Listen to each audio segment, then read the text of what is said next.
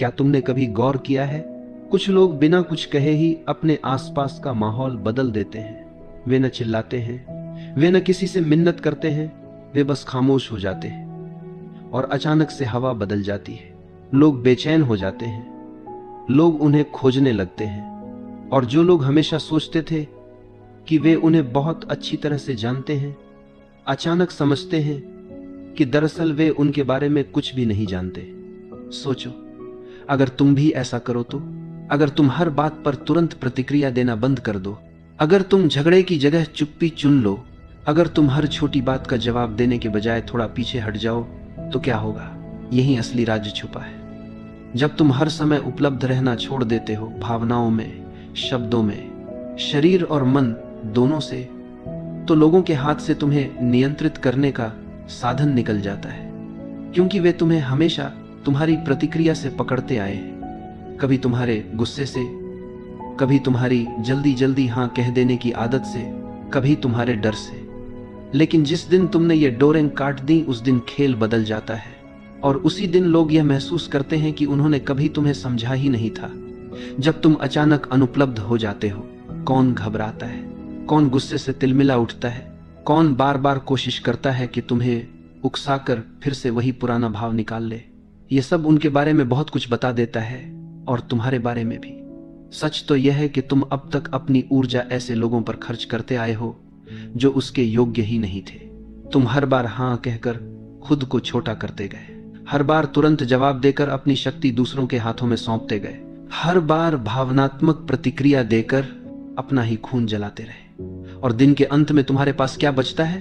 थकान, चिड़चिड़ापन और एक खालीपन जिसे तुम शब्दों में नहीं कह पाते। लेकिन मैं तुम्हें बताऊं, क्योंकि तुम उन लोगों के लिए बहुत ज्यादा उपलब्ध हो जिन्हें तुम्हारी खामोशी का एक पल भी नसीब नहीं होना चाहिए था। यह जो मैं कह रहा हूं, इसका अर्थ यह नहीं कि तुम दुनिया से मुंह मोड़ लो।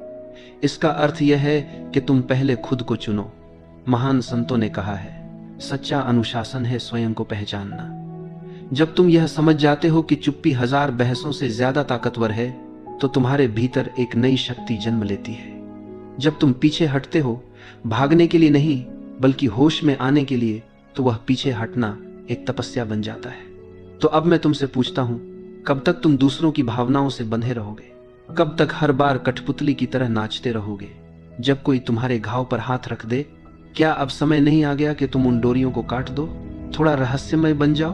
क्योंकि जिस दिन तुम हमेशा उपलब्ध रहना बंद कर दोगे, उसी दिन से सब कुछ बदलना शुरू हो जाएगा। बचपन से हमें यही सिखाया गया है, हमेशा हाँ बोलो, सबको खुश रखो, जल्दी जवाब दो, लोग नाराज न हो। और धीरे धीरे हमें यह भ्रम दे दिया गया कि हमारी कीमत सिर्फ इसी में है कि हम कितने उपलब्ध हैं। लेकिन असलियत बिल्कुल उल्टी है। बहुत अधिक उपलब्ध होना कोई पुण्य नहीं है, यह तो कैद खाना है। जितना तुम उपलब्ध होते हो, उतना ही तुम दूसरों के हाथों का खिलौना बन जाते हो। लोग तुम्हें एक बटन की तरह इस्तेमाल करते हैं। जब ध्यान चाहिए तुम्हें दबा देते हैं, जब दिल बहलाना है तुम्हें ढूंढ लेते हैं, जब उन्हें सहारा चाहिए तुम्हें याद कर लेते हैं, और काम पूरा होते ही तुम्हें किनारे रख देते हैं। कितनी बार तुमने सिर्फ इसलिए मुस्कुराया क्योंकि तुम ना कह नहीं पाए? कितनी बार तुमने थकान के बावजूद जवाब दिया क्योंकि डर था कि कोई नाराज न हो जाए? कितनी बार तुमने अपनी सच्ची भावना छुपा ली सिर्फ इसलिए कि कोई तुम्हें ठुकरा न दे? यही है आत्मत्याग, यही है खुद से धोखा, और यही है वह जाल जिसमें आज ज्यादातर लोग फंसे हुए हैं।